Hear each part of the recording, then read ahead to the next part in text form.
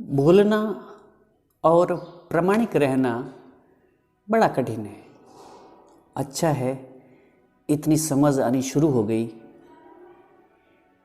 ये शुभ लक्षण है।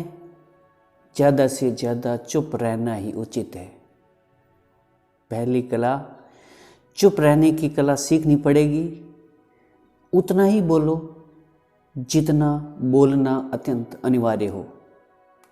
जिसके बिना चल जाता हो उसे मत बोलो और तुम अचानक पाओगे कि 90% के ज़्यादा तो व्यर्थ था। इसे न बोलते तो भी चल जाता, इसे न बोलते तो कोई हर्ज ना था। बोले कि हर्ज हुआ। बड़े विचारक पेस्कल ने कहा है कि दुनिया की 90% मुसीबतें कम हो जाए अगर लोग थोड़े चुप रहे। झगड़ा फसाद कम हो जाए, उपद्रव कम हो जाए, तमाम अदालतें कम हो जाए अगर लोग थोड़े चुप रहें तो। जमीन का बहुत सारा उपद्रव कम हो जाए अगर आप चुप रहें। उधर बोले कि फंसे। बोलने से सिलसिला शुरू होता है और सारी बात मौन सीखने की है। जब तुम नहीं बोलते तो तुम एकांत में अकेले हो गए होते हो। भरे बाजार में खड़े हो, भले ही भीड़ में खड़े हो, नहीं बोलते तो हिमालय के शिखर पर एकांत में पहुंच जाने जैसा लगता है। जिसने मौन की कला जान ली वो भीड़ में भी अकेले होने की कला जान लेता है। वह अपने में डुबकी लगा ही लेता है। वहां भीतर प्रामाणिकता का राज्य है, वहां सत्य का सौंदर्य है। झूठ होने का कोई कारण नहीं है। वहां बस तुम हो, तुम्हारे सिवाय वहां और कोई दूसरा नहीं है। जयपाल छत्र का एक प्रसिद्ध वचन है, दूसरा नरक है, द अदर इज हेल। अकेले में तो आदमी स्वर्ग में हो जाता है। दूसरे की मौजूदगी तत्क्षण उपद्रव पैदा कर देती है। दूसरे की मौजूदगी तनाव पैदा कर देती है। तुम बेचैन हो जाते हो, तुम केंद्र से दिख जाते हो, भीतर सब हलन चलन शुरू हो जाता है। स्वाभाविक है कि बोलते ही लगे कि बेईमानी हो गई। तो पहले तुम मौन को साधो। पहले तो अपनी ऊर्जा को मौन में उतरने दो, गहराने दो मौन को। कभी ऐसी घड़ी भी आएगी, जरूर आएगी, न आए तो भी कोई हर्ज नहीं, पर आती अवश्य है। भगवान महावीर 12 वर्षों तक मौन रहे, फिर लौट आए अपनी बस्ती में। जंगलों से वापस फिर लौट के बोलने लगे। भगवान बुद्ध 6 वर्ष तक मौन जंगलों में रहे, फिर लौट आए। जब भी जीसस को ऐसा लगता कि लोगों के संग साथ ने धूल जमा दी, तो वो अपने दर्पण को झाड़ने एकांत में जंगलों में चले जाते। जब देखते कि दर्पण साफ हो गया, फिर निर्जल धारा बहने लगी है, चैतन्य की धूल धमास न रही, फिर निर्दोष हो, वे फिर बालपन पा लेते हैं, फिर लौट गए मूल स्रोत की तरफ। इस संबंध में शिष्यों ने पूछा भी है कि तुम हमेशा मौन में क्यों चले जाते हो? जब वाणी थका दे, जब बोलना ज़्यादा बोझ बन जाए, तो मन में उतरना वैसा ही है जैसे दिन भर थका हुआ आदमी शाम को बिस्तर पे सुस्ताता हुआ सो जाता है। जब दूसरे की मौजूदगी से ऊब जाओ, परेशान हो जाओ, तो उचित है कि आप आंख बंद कर लो और अपने में खो जाओ। वहाँ से पाओगे ताजगी, क्योंकि तुम्हारे जीवन का स्रोत वहीं छिपा है। वह दूसरे में नहीं, वह अपने भीतर छिपा है। तुम्हारी जड़ें तुम्हारे भीतर है और तुम्हें अपने भीतर लाएगा।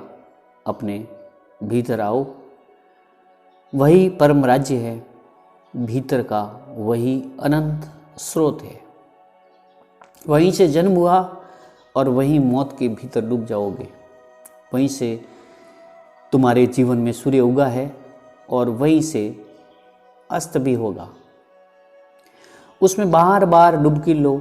जब भी तुम डुबकी लगाकर लौटोगे, तुम पाओगे फिर ताज़ा हो गए, फिर जीवन की नई संपदा मिली, फिर नई शक्ति का आविर्भाव हुआ। थकान गई, उदासी गई, चिंता गई। जैसे कोई स्नान करके तरोताज़ा होकर के लौटता है तो शरीर शीतल हो जाता है, शांत हो जाता है। ऐसे ही जब कोई भीतर से होकर वापस लौटता है तो बिल्कुल तरोताज़ा हो जाता है।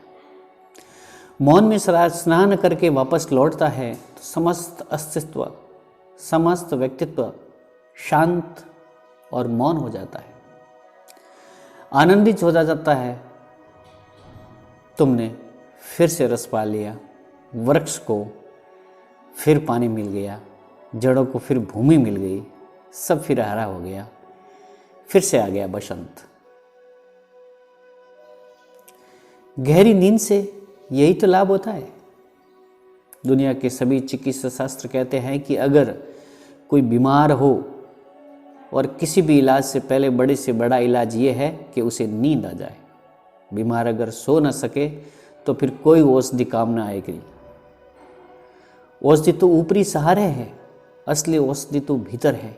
अपने में डुबकी लग जाए, अपने जीवन स्रोत से फिर संबंध जुड़ जाए, यही असली औषधि है। गहरी नींद में वही घटता है। गहरी नींद का अर्थ है जहाँ स्वप्न भी ना हो, क्योंकि स्वप्न में भी दूसरों की छाया मौजूद रहती है। तुम स्वप्न में भी स्वयं में नहीं हो पाते हो, वहाँ भी चुप हो जाते हो। जब कोई इतना गहरे में गिर जाता है कि वहाँ कोई स्वप्न भी नहीं पहुँच पाए, दूसरे तो दूर, उनकी छाया भी ना आ पाए, जब तुम इतने अपने में होते हो तो तुम सुबह पाते हो रात बड़ी आनंद से बीती। सुबह तुम एक नई ताजगी पाते हो, ओज पाते हो, बल पाते हो। जिस दिन रात तुम गहरी नींद में सोते हो, उस दिन सुबह थके थके उठते हो।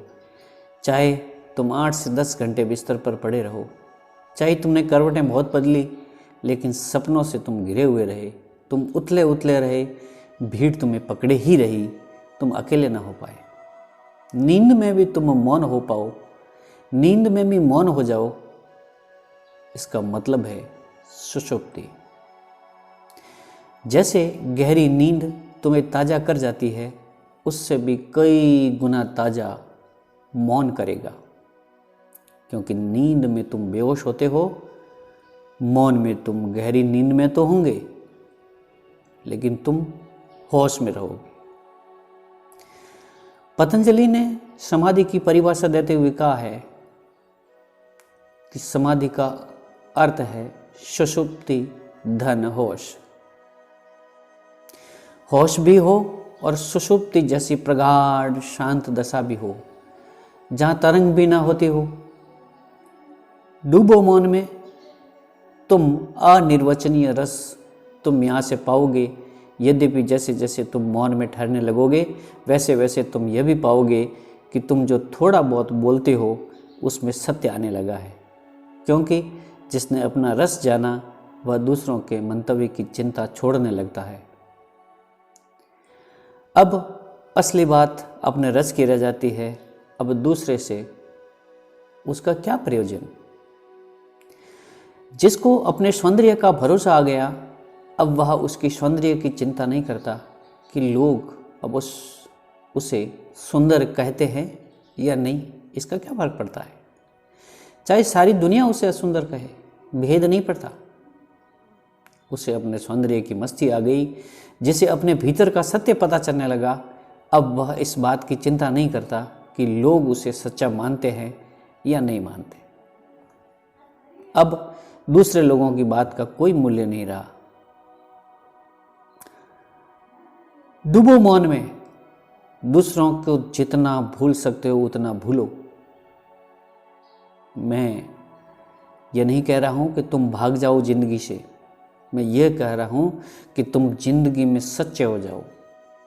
धीरे धीरे तुम्हारे भीतर एक बल आएगा, तुम्हारे भीतर से आएगा, और तब तुम पाओगे तुम्हारे भीतर की बोलने की प्रामाणिकता रह जाती है, मिटती नहीं है। वस्तुतः तुम पाओगे कि बोलने पर भी तुम्हारा मौन खंडित नहीं होता, बना ही रहता है। उसकी एक धारा, उसकी एक सतत धारा बहती रहती है। बोलते भी तुम हो और अपने से छूटते भी नहीं। बोलने में भी तुम ही शब्दों का उपयोग भी करते हो, लेकिन तुम्हारे निशब्द को शब्द खंडित नहीं कर पाते। शब्द बड़ा कमजोर है, निशब्द को कैसे खंडित करेगा। बादल आते हैं जाते हैं, आकाश में कहीं मेला होता है। कितने बादल आए और गए होंगे इस आकाश से, अनंत काल से आकाश पर रेखा तो नहीं छूट पाती। ऐसा ही नहीं, शब्द का आकाश, मौन का आकाश, शून्य का आकाश है। उस पर कोई फर्क नहीं पड़ता विचारों का। विचार क्या फर्क कर लेंगे, रेखा भी नहीं खींचती। लेकिन उसका जब तुम्हें पता हो, तब एक बार मौन में गिर जाओ, फिर तुम्हारी वाणी में भी सुगंध आ जाएगी। एक बार मन में उतर जाओ, फिर तुम्हारी वाणी भी अतुल्य गहराइयां ले लेगी। फिर तुम्हारी वाणी में भी एक विशालता आ जाएगी। तुम बोलोगे भी तो दूसरों पर ध्यान रखकर नहीं बोलोगे, तुम बोलोगे अपने भीतर की आवाज़ से।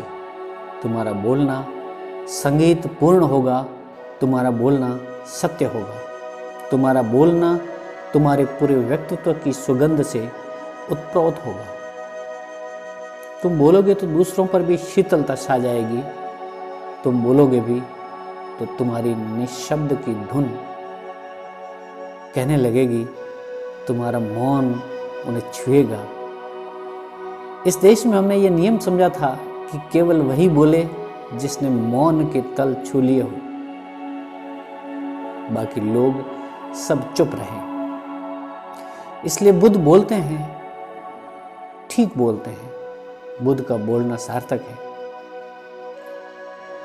अब वह बड़े मजे की बात है या बड़ा विरोधाभास, जिसने ना बोलना सीख लिया वही बोलने का असली हकदार भी है। जिसने चुप होना जाना वही बोलने का पात्र है।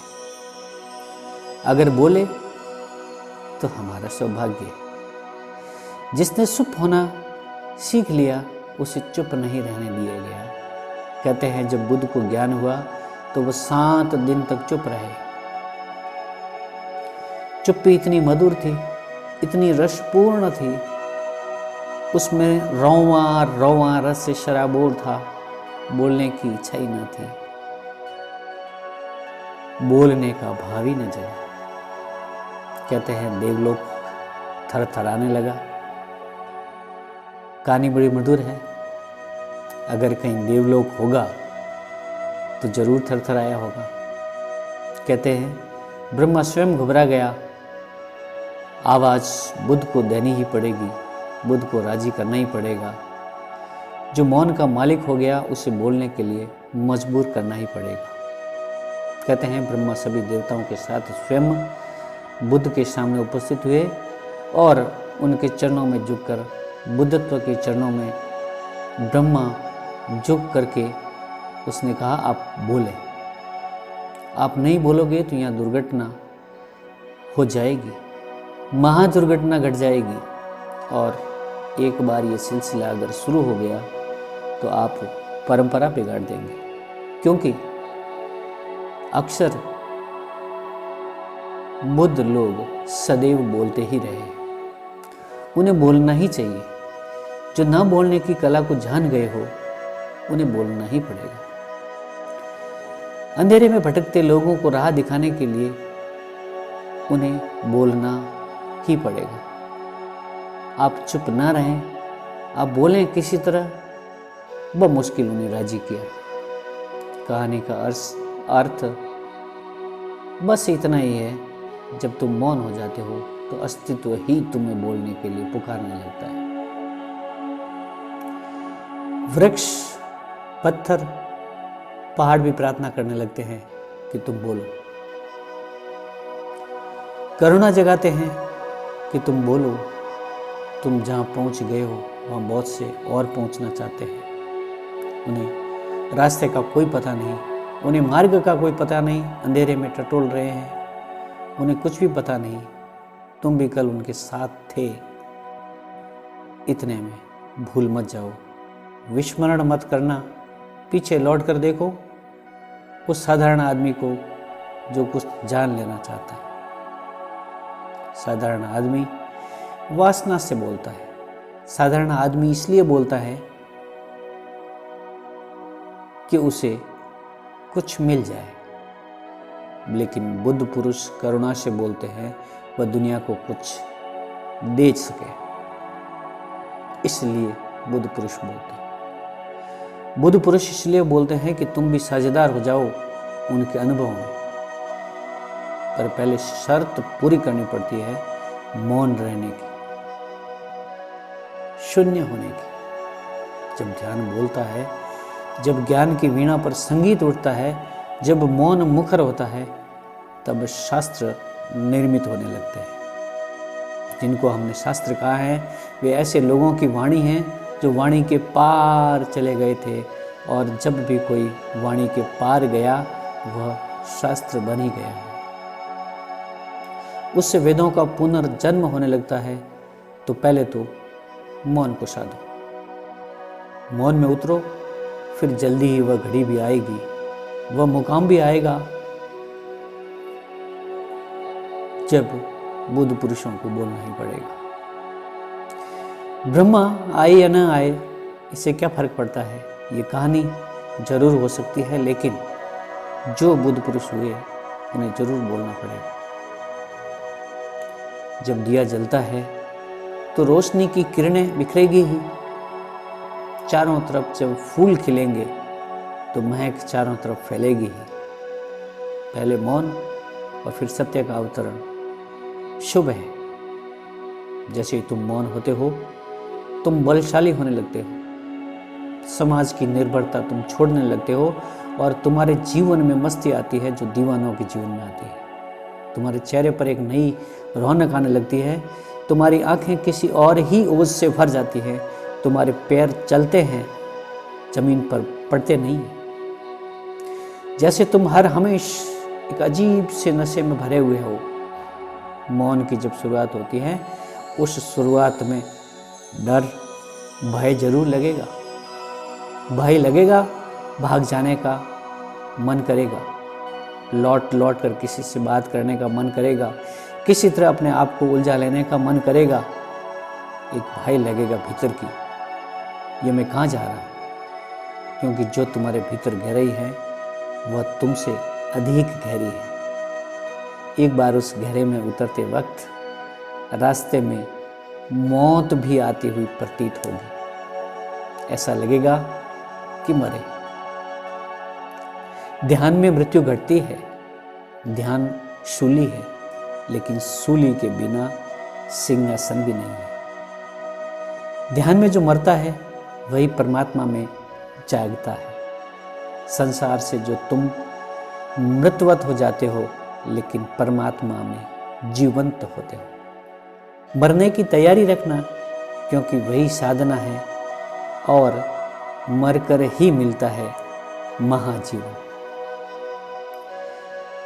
शुभ है घड़ी इस घड़ी को संभाल करके रखना, इसे गंवाना मत, इससे मत टूटने देना, ये फूट न जाए, ये बिखर न जाए, क्योंकि ऐसी घड़ी बड़ी सौभाग्य से आती है। सैकड़ों कोशिश करते हैं, लेकिन किसी एक आध के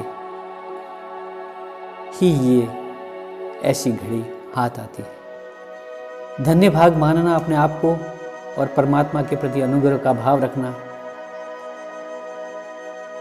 द्वार खुलने लगेंगे, बहुत और कुछ घटित होगा, कुछ बाकी भी है।